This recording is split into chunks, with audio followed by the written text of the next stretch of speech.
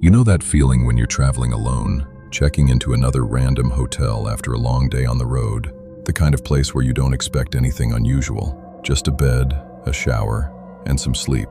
Most people think hotels are safe, anonymous, forgettable. But sometimes, something watches you from the shadows. Sometimes the scariest thing isn't what's outside your door. Sometimes it's already inside. This is the story of the night I learned that lesson the hard way. I used to travel constantly for work. Most nights I stayed in cheap but decent hotels. A clean bed and a hot shower were usually enough for me. I never worried about safety or strange people. Nothing scary had ever happened to me in any hotel. Until that one night in a quiet, forgettable town in Pennsylvania. The hotel looked normal enough from the outside, but the moment I stepped into the lobby, something felt slightly off. The air carried a heavy smell of old potpourri mixed with cigarette smoke that had soaked into the walls for years. The red carpet in the hallway was faded and worn thin. I wrinkled my nose and felt a faint unease stir in my chest as I approached the front desk. The woman working the night shift hardly glanced at me. She slid the key card across the counter without a smile.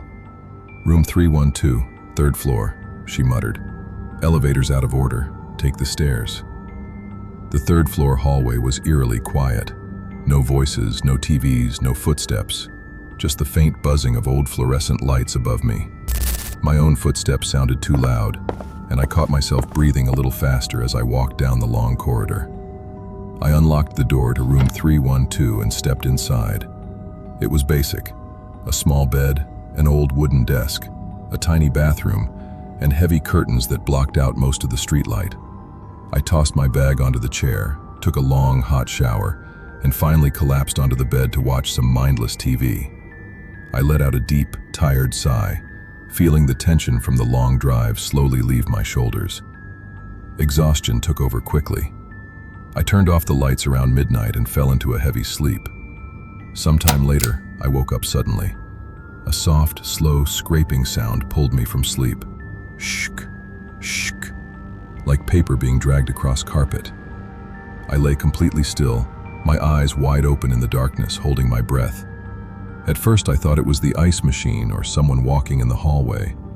But then the sound came again, closer this time, right under my door. I switched on the bedside lamp with a shaky hand. A small, folded piece of white paper rested on the floor.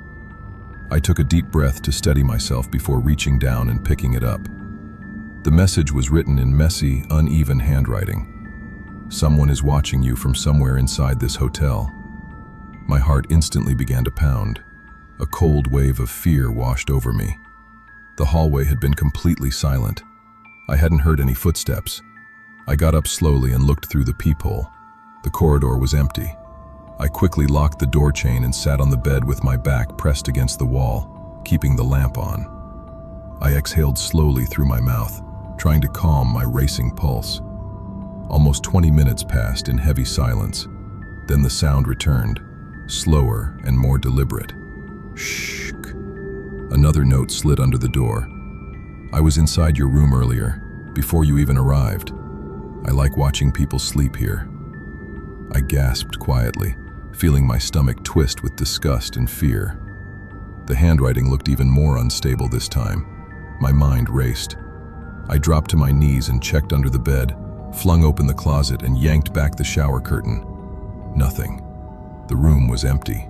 My hands were trembling badly as I sat back on the bed. I swallowed hard several times, my throat suddenly dry.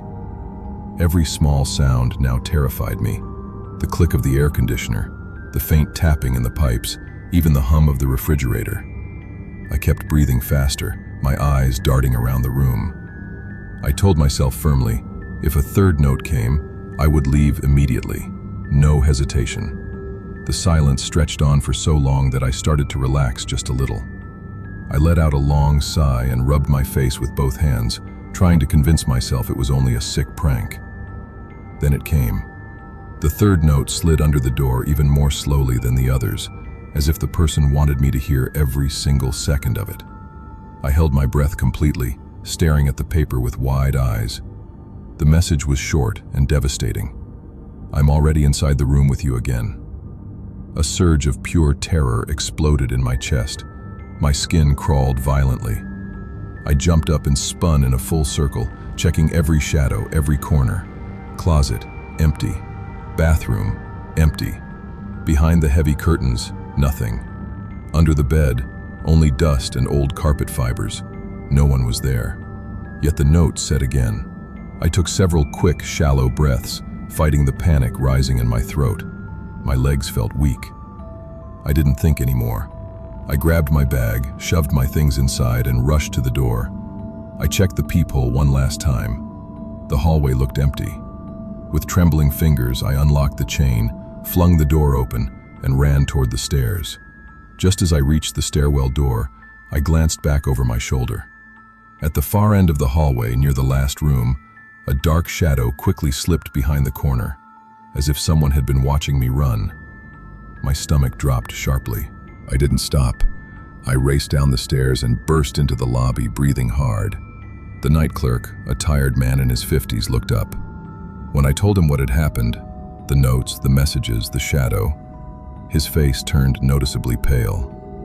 My voice came out shaky and rushed as I spoke. He said only 3 other guests were on my floor and none had left their rooms. He offered me a new room or an early checkout. I chose to leave immediately. Before I drove away, I asked him to check room 312 with me. We went upstairs together.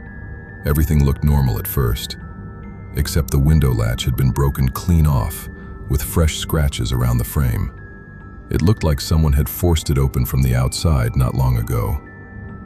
The employee whispered nervously, "Maybe someone climbed in earlier." Hearing that made my chest tighten with dread. I grabbed my bag and drove 20 minutes to another hotel. Even in the new room, I couldn't relax. I kept taking deep breaths and pacing slowly, my mind replaying every moment. The next morning, I called the original hotel to ask if anything strange had been reported. The woman who answered sounded strangely cheerful and calm. "Oh, we've checked everything. No cameras caught any unusual activity. No other guests complained. It must have been a misunderstanding."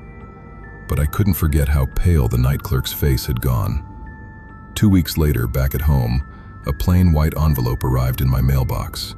No return address, no stamp. Inside was a single folded piece of paper, the same cheap hotel stationery. The note read, "You left too early. I wasn't done watching you yet. P.S. I kept the keycard you dropped when you ran." I felt my blood turn to ice. I exhaled sharply, staring at the words in disbelief.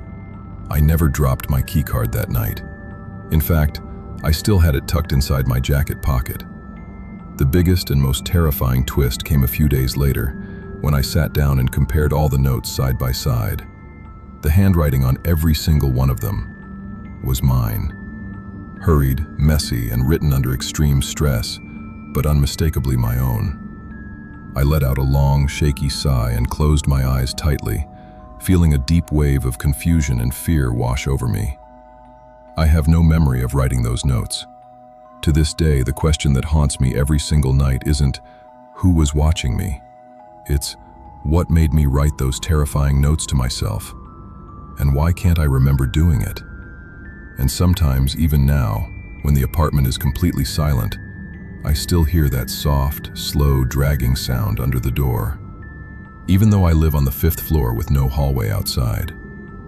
Every time it happens, I freeze, take a deep breath, and wait in the darkness, wondering if it's really over.